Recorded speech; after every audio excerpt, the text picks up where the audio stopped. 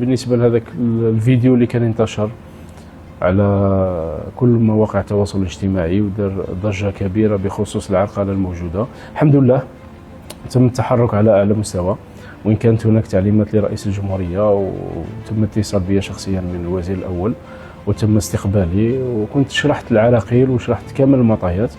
والان الدوله راها في تحقيق لمعرفه حيثيات هذه العرقله والناس المتسببه بها.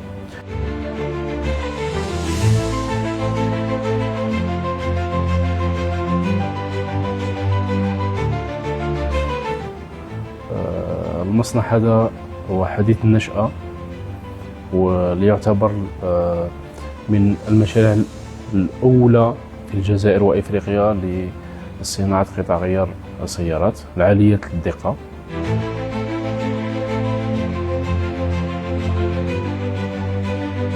احنا المصنع هذا يحوز على آلات صراحة لأول مرة تدخل إلى الجزائر وإلى إفريقيا، ذات تكنولوجيا عالية جدا اللي نقدروا نستعملوها في عدة مجالات.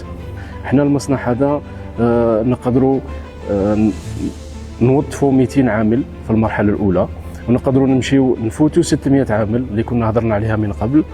ولهذا احنا عندنا دي زوبجيكتيف باش نفتحوا مصانع في الشرق الوطني، في الوسط الوطني، ومام هنا في جهة الغرب، نزيدوا نوفروا أكثر مناصب شغل،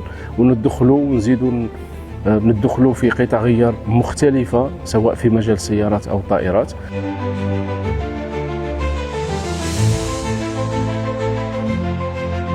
هذا المصنع صراحة كنا تحصلنا على دعم كبير من الدولة، وين يتمشى في برنامج رئيس الجمهورية، وهو يجسد بحذافيرها ما كان مرسم للنهوض بالصناعة الميكانيكية، سواء من تعليمات رئيس الجمهورية أو الحكومة.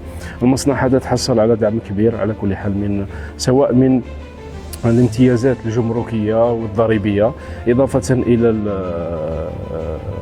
لو فينونسمون من طرف البنوك. الحمد لله احنا فرعنا في إطار الدخول حيز الخدمة. المادة الأولية نتمنى أنها تدخل في الوقت اللي رانا نبرمجي له باش ندخلوا للتكوين الكفاءات الوطنية، وين تدخل المصنع، وإن شاء الله نفوتوا لأمور أخرى في انتقال التكنولوجيا. وهذا إن شاء الله يكون فخر لنا وفخر لبلادنا، وهذا هو المبتغى من كل هالشيء.